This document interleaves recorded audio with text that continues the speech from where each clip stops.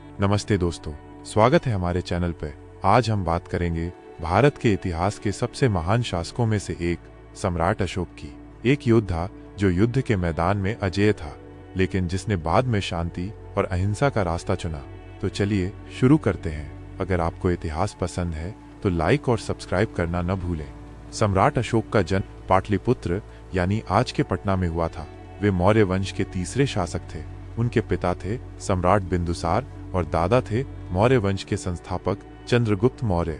अशोक की मां के बारे में ज्यादा जानकारी नहीं है, लेकिन कुछ ग्रंथों में उनका नाम सुभद्रांगी बताया जाता है। बचपन से ही अशोक को युद्ध कला और शासन की शिक्षा दी गई।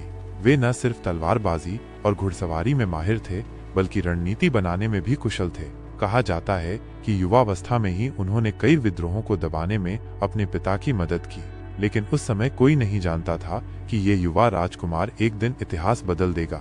बिंदुसार की मृत्यु के बाद अशोक मौर्य साम्राज्य के सिंहासन पर बैठे, लेकिन यह आसान नहीं था। सिंहासन के लिए उनके भाइयों के साथ संघर्ष हुआ और कुछ इतिहासकारों का मानना है कि अशोक ने अपने कई भाइयों को हटाकर सत्ता हासिल की। शुरुआती शासनकाल में अशोक एक कठोर शासक के रूप में जाने गए। उन्होंने अपने साम्राज्य का विस्तार किया और विद्रोहों को कुचला। मौर्य साम्राज्य पहले से ही विशाल था, जो आज के अफगानिस्तान से लेकर बंगाल तक फैला था।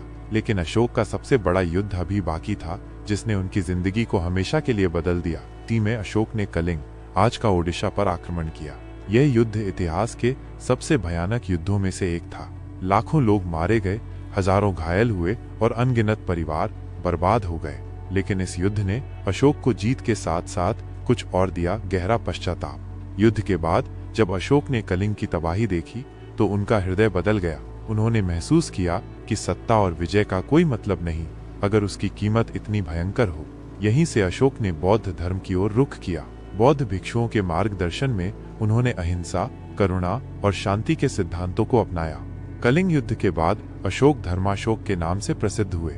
उन्होंने बौद्ध धर्म को न सिर्फ अपनाया, बल्कि इसे पूरे विश्व में फैलाने का संकल्प लिया। उन्होंने अपने साम्राज्य में बौद्ध विहार, स्तूप और मठ बनवाए। सबसे प्रसिद्ध है सांची का स्तूप। अशोक ने अपने धर्म प्रचार के लिए धम्म की नीति बनाई, जो सभी धर्मों के प्रति सहिष्णुता और नैतिकता पर आधारित थी।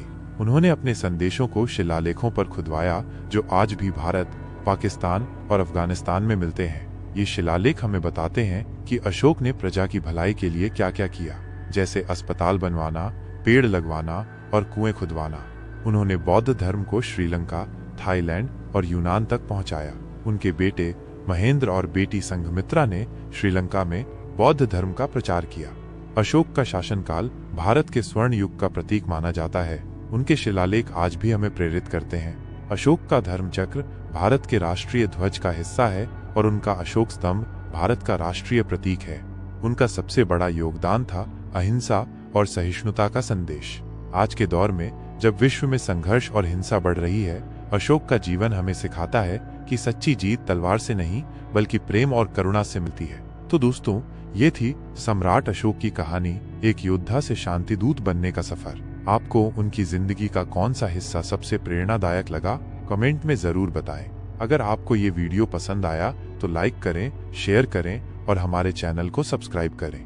घंटी दबाना न भूलें ताकि आपको हमारे नए वीडियो की नोटिफिकेशन मिले। अगले वीडियो में मिलते हैं, तब तक के लिए नमस्ते।